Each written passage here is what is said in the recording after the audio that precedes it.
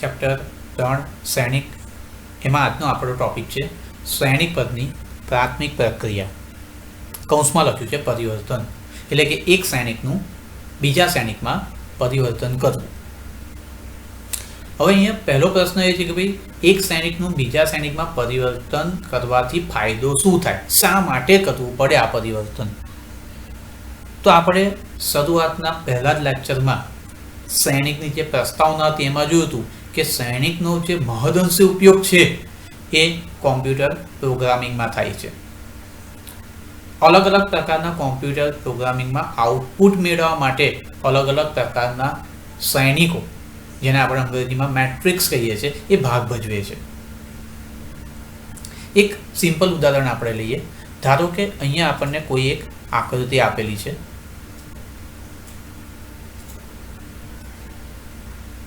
Okay, હવે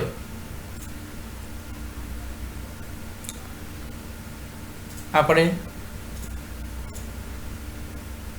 આકૃતિને select કરીએ છીએ અને એને રોટેટ કરીએ 180 અંશ પર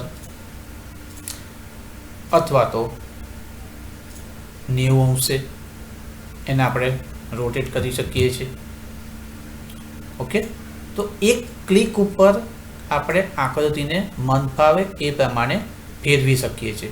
એ ઉપરાંત એની સાઇઝ બદલી શકીએ છીએ, એને નાનું કરી શકીએ છીએ, એને મોટું કરી શકીએ છીએ ચિત્રને. ઓકે, તો આની અંદર આપણે જોયું કે કોઈ આકૃતિ હોય કે કોઈ ચિત્ર હોય, પિક્ચર હોય, એને આપણે કોમ્પ્યુટરમાં ફક્ત એક ક્લિક ઉપર એની સાઇઝ આપણે બદલી શકીએ છીએ, નાની કરી શકીએ છીએ, મોટી કરી શકીએ છીએ, કે એને આપણે 90 અંશે કે 180 અંશે આપણે એને પરિભ્રમણ આપી શકીએ છીએ. તો અહીંયા આકૃતિમાં જે ત્રિકોણ બતાવ્યો છે એ ત્રિકોણ પરના જે જેટલા પણ અસંખ્ય બિંદુ હશે એ દરેક બિંદુ સાથે કોઈને કોઈ ક્રમયુક્ત જોડ સંકળાયેલી હશે, એટલે કે એનો એક્સ યામ અને વાય યામ. અને આપણે આગળ ભણી ગયા કે કોઈ પણ ક્રમયુક્ત જોડ એને આપણે શ્રેણિક સ્વરૂપે દર્શાવી શકીએ છીએ. હવે જ્યારે આપણે આ ત્રિકોણને રોટેટ કરીએ છીએ ત્યારે એની સાથે સંકળાયેલ યામ બદલાય છે. ઓકે, હવે યામ બદલાય એટલે દેખીતું છે કે ભાઈ એની સાથે સંકળાયેલ શ્રેણિક બદલાય છે. તો આમ એક શ્રેણિકનું બીજા શ્રેણિકમાં પરિવર્તન થવાથી આપણે આ રીતે આકૃતિને રોટેટ કરી શકીએ છીએ કે ભાઈ, અથવા તો એને ચિત્રને નાનું કે મોટું કરી શકીએ છીએ. ઓકે, આ તો એક સિમ્પલ વાત થઈ. એવા તો ઘણા બધા પ્રોગ્રામિંગમાં એવા સૈનિકોના પરિવર્તનની ઘણી બધી પ્રક્રિયાઓ ભાગ ભજવે. અહીંયા આપણે હવે આગળ શીખીશું કે એક સૈનિકનું બીજા સૈનિકમાં પરિવર્તન કઈ રીતે થાય.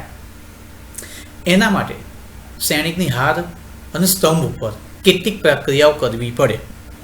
અહીંયા લખ્યું છે એ પ્રમાણે કે સૈનિકની હાર ઉપર 3 પ્રકારની અને તેના સ્તંભ ઉપર 3 પ્રકારની એમ 6 પ્રાથમિક પ્રક્રિયાઓ કરી અને સૈનિકનું પરિવર્તન આપણે અન્ય સૈનિકમાં કરી શકીએ છીએ, જેને ટ્રાન્સફોર્મેશન કહે છે. તો હવે આપણે જોઈએ કે આ જે હાર કે સ્તંભ ઉપર જે પ્રક્રિયાઓ છે એ કયા પ્રકારની પ્રક્રિયા છે. ચોક્કસ પ્રક્રિયાના આધારે જ આપણે એક સૈનિકનું બીજા સૈનિકમાં પરિવર્તન કરી શકીએ છીએ, મન ફાવે એ પ્રમાણે નહીં. ઓકે, તો હવે આપણે એના પરિવર્તનના કેટલાક નિયમો આગળ જોઈશું. તો હવે આપણે લઈએ કે સૈનિકનું પરિવર્તન કઈ રીતે થાય. આપણે જોયું કે ભાઈ સૈનિકનું પરિવર્તન કરવા માટે આપણે હાર ઉપર 3 પ્રક્રિયા અને સ્તંભ ઉપર 3 પ્રક્રિયા કરી શકીએ છીએ. ઓકે, તો અહીંયા પહેલી પ્રક્રિયા આપેલી છે. એમાં છે કોઈ પણ 2 હાર અથવા 2 સ્તંભની અદલા બદલી કરવાની, એટલે કે એના અનુરૂપ ઘટકોની અદલા બદલી કરવાની. અને એના માટે કેટલાક સંકેત છે. જો આઈમી અને જેમી હારની અદલા બદલીને સંકેતમાં RI ઇન્ટરચેન્જિંગ R છે. આ જે વચ્ચે ડબલ એરો બતાવ્યા છે એને આપણે વાંચીશું ઇન્ટરચેન્જિંગ, એટલે કે એની અદલા બદલી કરી. અને એ જ પ્રમાણે આઈમાં તથા જેમાં સ્તંભની અદલા બદલીને આપણે સંકેતમાં લખીશું CI ઇન્ટરચેન્જિંગ CG. હવે આપણે જાણીએ છીએ કે ભાઈ હાર એટલે ઇંગ્લિશમાં એને રો કહેવાય, એટલે હારને સંકેતમાં આર વડે અને સ્તંભને ઇંગ્લિશમાં કોલમ કહેવાય તો એને સી વડે દર્શાવીશું. તો આર મીન્સ હાર એટલે કે રો અને સી મીન્સ સ્તંભ એટલે કે કોલમ. ઉદાહરણ તરીકે આપણે બીજી અને ત્રીજી હારના ઘટકોની અદલા બદલી કરવી છે તો એને સંકેતમાં શું લખીશું? R2, પછી વચ્ચે આ રીતનો એરો, ડબલ એરો અને R3. આનો મતલબ થશે કે આપણે બીજી અને ત્રીજી હારના ઘટકોની અદલા બદલી કરી અને શ્રેણિકનું પરિવર્તન કર્યું છે. હવે માનો કે પહેલા અને બીજા સ્તંભના ઘટકોની અદલા બદલી કરી અને આપણે શ્રેણિકનું પરિવર્તન કરવું છે તો એના માટેનો સંકેત કયો થશે? C1, પછી આ રીતે આપણે ડબલ એરો બતાવીશું અને C2. C મીન્સ કોલમ, સ્તંભ. C1 ઇન્ટરચેન્જિંગ C2, મતલબ કે આપણી પાસે જે શ્રેણિક છે એમાં આપણે પહેલા અને બીજા સ્તંભની અદલા બદલી કરી અને તેનું પરિવર્તન કરીએ છીએ. ચલો બીજા કેટલાક ઉદાહરણ અહીંયા લઈએ. અહીંયા આપણને શ્રેણિક એ આપેલો છે. ઓકે, 3x3 કક્ષાનો શ્રેણિક છે અને એના પર કઈ પ્રક્રિયા કઈ છે? R1 ઇન્ટરચેન્જિંગ R2, એટલે કે પહેલી અને બીજી હારના ઘટકોની અદલા બદલી કરવાની. તો આ પહેલી ને બીજી હારના ઘટકોની અદલા બદલી કરવાની પ્રક્રિયાથી આપણને એક નવ શ્રેણિક મળશે. તમે જોઈ શકો છો આ બીજી હારના ઘટકો પહેલી હારમાં જતા રહ્યા અને પહેલી હારના ઘટકો બીજી હારમાં આવતા રહ્યા. ઓકે,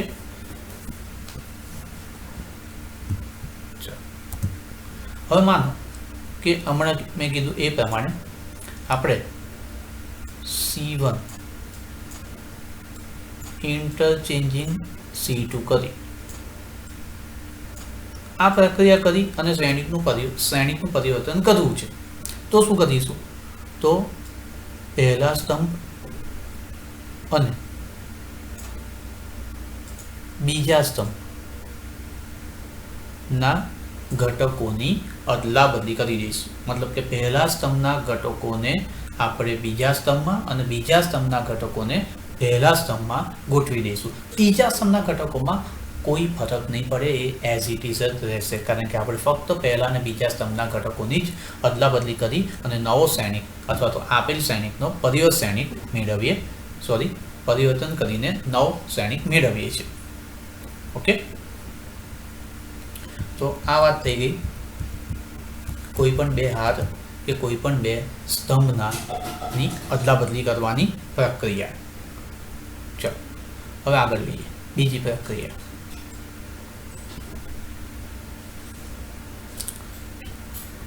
હવે આગળ છે એમાં કોઈ પણ હાર અથવા સ્તંભના તમામ ઘટકોનો શૂન્યતર સંખ્યા વડે ગુણાકાર. ઓકે, કોઈ પણ હાર અથવા સ્તંભના તમામ ઘટકોનો કોઈક શૂન્યતર સંખ્યા વડેનો ગુણાકાર.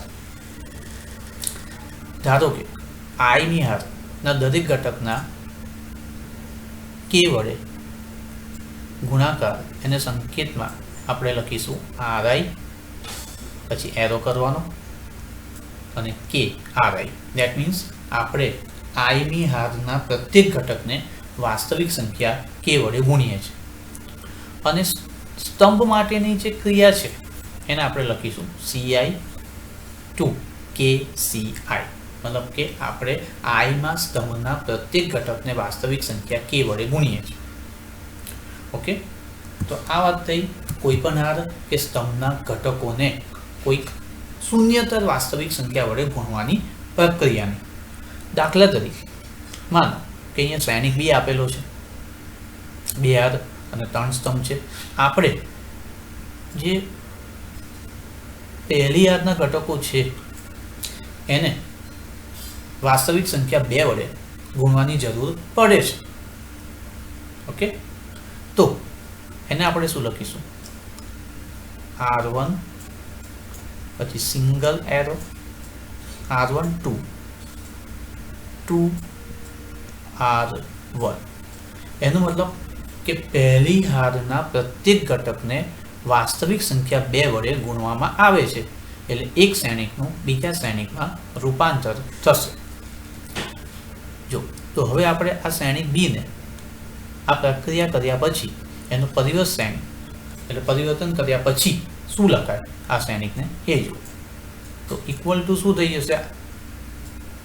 જો હવે પહેલી હારના પ્રત્યેક ઘટકને 2 વડે ગુણીશું એટલે પહેલી હારના ઘટકો થઈ જશે 2, 4 અને 2. બીજી હારના ઘટકોમાં કોઈ ફરક નહીં પડે, એઝ ઇટ ઇઝ જ રહેશે, કારણ કે પ્રક્રિયા જે થઈ છે એ ફક્ત પહેલી હારના ઘટકો પર જ થઈ છે. તો આ થઈ ગયું, એનાથી એક નવો શ્રેણિક આપણને મળી ગયો આ પ્રક્રિયા કરવાથી. આ જ રીતે જો આપણે સ્તંભ ઉપર પ્રક્રિયા કરવા માંગતા હોઈએ તો અહીંયા ઉદાહરણમાં બતાવ્યું છે એ પ્રમાણે C3 gives or C3 2 1/7 C3. આનો મતલબ શું થશે કે ભાઈ C મતલબ કોલમ બતાવે, આપણને સ્તંભ બતાવે. તો આ પ્રક્રિયા જે થઈ છે એ ત્રીજા સ્તંભના ઘટકો ઉપર થઈ છે. તો ત્રીજા સ્તંભના ઘટકો તમે જુઓ કયા છે? 1 1 છે. અને શું પ્રક્રિયા થઈ છે? તો કે ભાઈ ત્રીજા સ્તંભના પ્રત્યેક ઘટકને 1/7 વડે ગુણવાનું છે. ચલો, તો ત્રીજો સ્તંભ આપણે અહીં બતાવ્યો છે, એના પ્રત્યેક ઘટકને 1/7 વડે ગુણીએ તો પહેલો ઘટક 1 છે, એને 1/7 વડે ગુણીશું તો 1/7 આવશે. ત્રીજા સ્તંભનો બીજો ઘટક પણ 1 છે એટલે 1/7 આવશે. તો આ થઈ ગયું એનો રૂપાંતર અન્ય શ્રેણિકમાં. તમે જોઈ શકો છો કે પહેલા અને બીજા સ્તંભના જે ઘટકો છે એમાં કોઈ ફરક પડતો નથી. ઓકે, એટલે જ્યારે આપણે કોઈ પર્ટિક્યુલર હાર કે સ્તંભ ઉપરના ઘટકો ઉપર પ્રક્રિયા કરીએ છીએ ત્યારે તે જ હાર કે સ્તંભના ઘટકો બદલાય છે, બાકીની હાર કે સ્તંભના ઘટકોમાં કોઈ ફેરફાર થતો નથી. ઓકે, તો આ રીતે આપણે કોઈ પણ હાર કે સ્તંભના ઘટકને કોઈક વાસ્તવિક સંખ્યા વડે ગુણી શકીએ છીએ. બરાબર છે. બીજું એક ઉદાહરણ લઈએ. દાખલા તરીકે આ રીતનું છે C2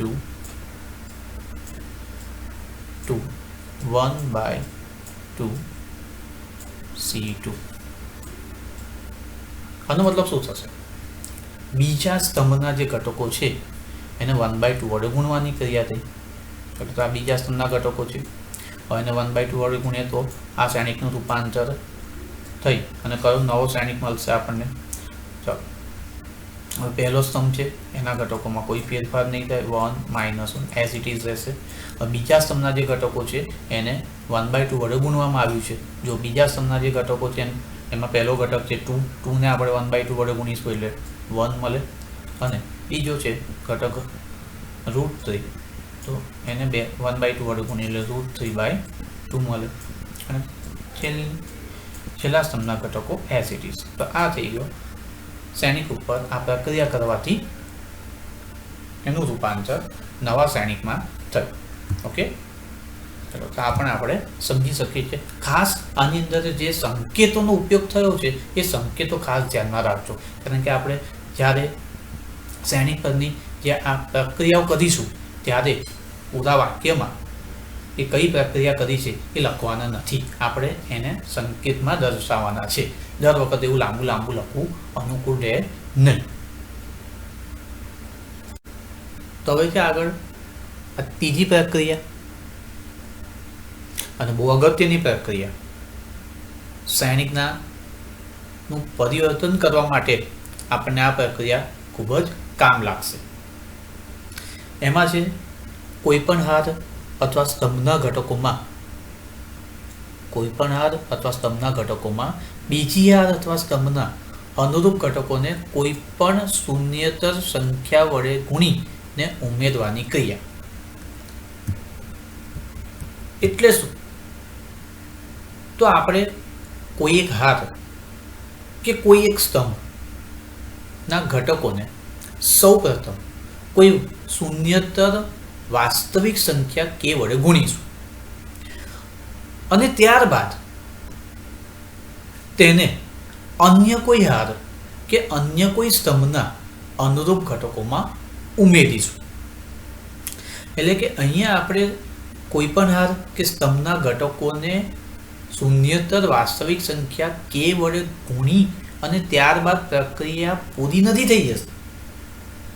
ગુણ્યા પછી આપણે એને અન્ય કોઈ હાર કે સ્તંભના અનુરૂપ ઘટકોમાં ઉમેરીએ છીએ. દાખલા તરીકે અહીંયા લખેલું છે કે જેમી હારના ઘટકોને કે વડે ગુણીને આઈમી હારના અનુરૂપ ઘટકોમાં ઉમેરવાની ક્રિયાનો સંકેત છે Ri2 Ri પ્લસ કે Rj. એટલે કે અહીંયા સંકેતને પણ ધ્યાનમાં લેજો. ચલો હવે આ સંકેતની વાત કરીએ તો એમાં સૌપ્રથમ તો શું થયું છે તો કે Rj એટલે કે જેમી હારના ઘટકને કે વડે ગુણવામાં આવ્યા છે, જે આપણે એની આગળ આ સંકેત જોઈ ગયા. તો જેમી હારના ઘટકને કે વડે ગુણવામાં આવ્યા. હવે ગુણ્યા પછી પ્રક્રિયા મેં તમને કીધું પતી નથી જતી. જેમી હારના ઘટકોને કે વડે ગુણી અને ત્યારબાદ આપણને જે નવા ઘટકો જેમી હારના મળ્યા એને આપણે આઈમી હારના અનુરૂપ ઘટકોમાં ઉમેર્યા છે. ઓકે, ખ્યાલ આવ્યો? એટલે કે જેમી હારના ઘટકોને કે વડે ગુણી ત્યારબાદ એને આઈમી હારના અનુરૂપ ઘટકોમાં ઉમેરવાની ક્રિયા દર્શાવે છે. આ જ રીતે સ્તંભ માટેની પ્રક્રિયામાં આપણે આરને બદલે સંકેત સી નો ઉપયોગ કરીશું. તો અહીંયા છે CI2 CI પ્લસ KCJ. એટલે કે જેમાં સ્તંભના ઘટકોને કે વડે ગુણી અને ત્યારબાદ તેને આઈમાં સ્તંભના અનુરૂપ ઘટકોમાં ઉમેરવાની ક્રિયા છે. કેટલાક ઉદાહરણ આપણે જોઈએ તો આના વિશે વધુ સમજ પડશે. ચાલો, ઉદાહરણમાં અહીંયા આપણને એક શ્રેણિક સી આપેલો છે. એના પર કઈ પ્રક્રિયા થઈ છે જો R2 minus 2R1.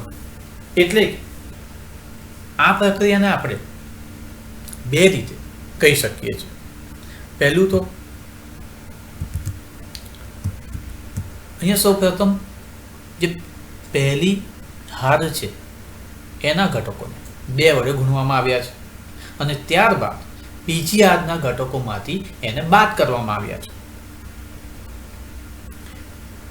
અથવા તો આપણે એવું પણ કહી શકીએ કે પહેલી હારના ઘટકોને -2 વડે ગુણી અને પછી એને બીજી હારના ઘટકોમાં ઉમેરવાની ક્રિયા છે. ઓકે, ચલો તો હવે એને થોડું વિસ્તારપૂર્વક જોઈએ.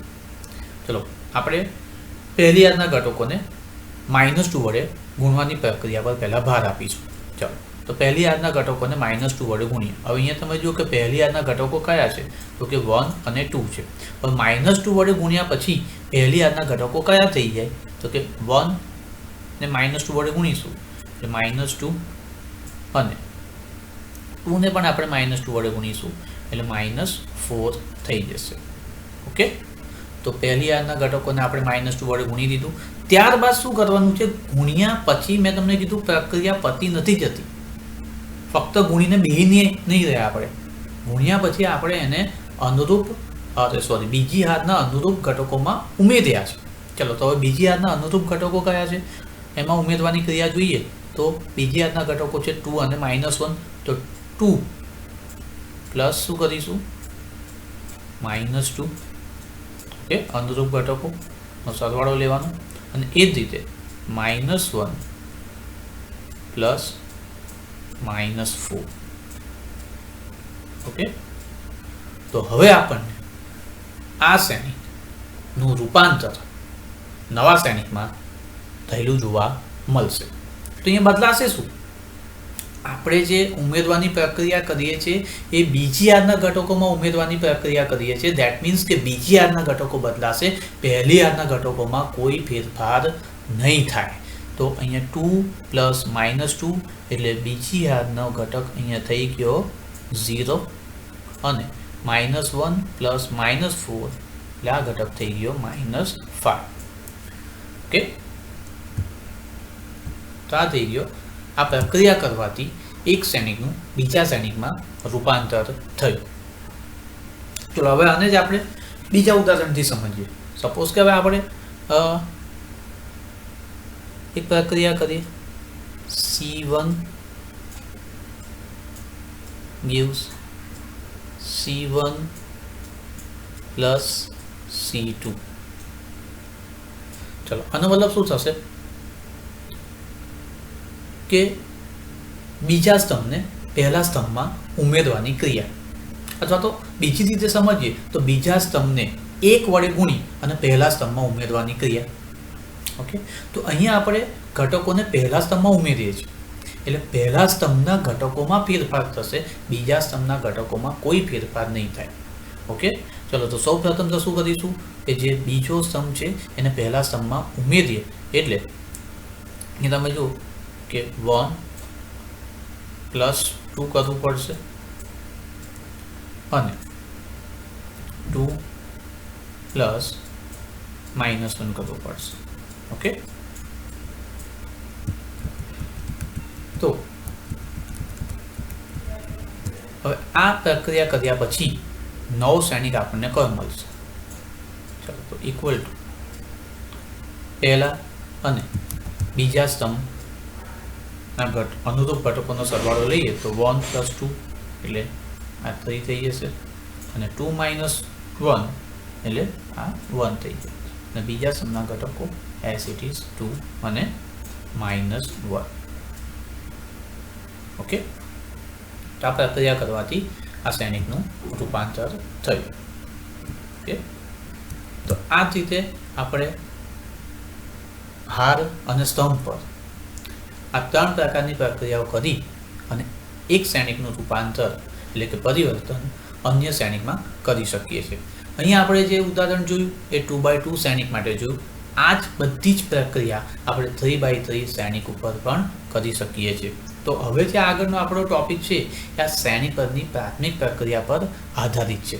ઓકે, તો એનો થોડો વ્યવસ્થિત અભ્યાસ કરશો અને હવે આ પ્રક્રિયાનો ઉપયોગ આગળના દાખલા કરવામાં કઈ રીતે થાય એ આપણે નેક્સ્ટ વિડીયો લેક્ચરમાં જોઈશું. પણ એના માટે આ બેઝ આપણો પ્રાથમિક પ્રક્રિયાનો ખૂબ જરૂરી છે.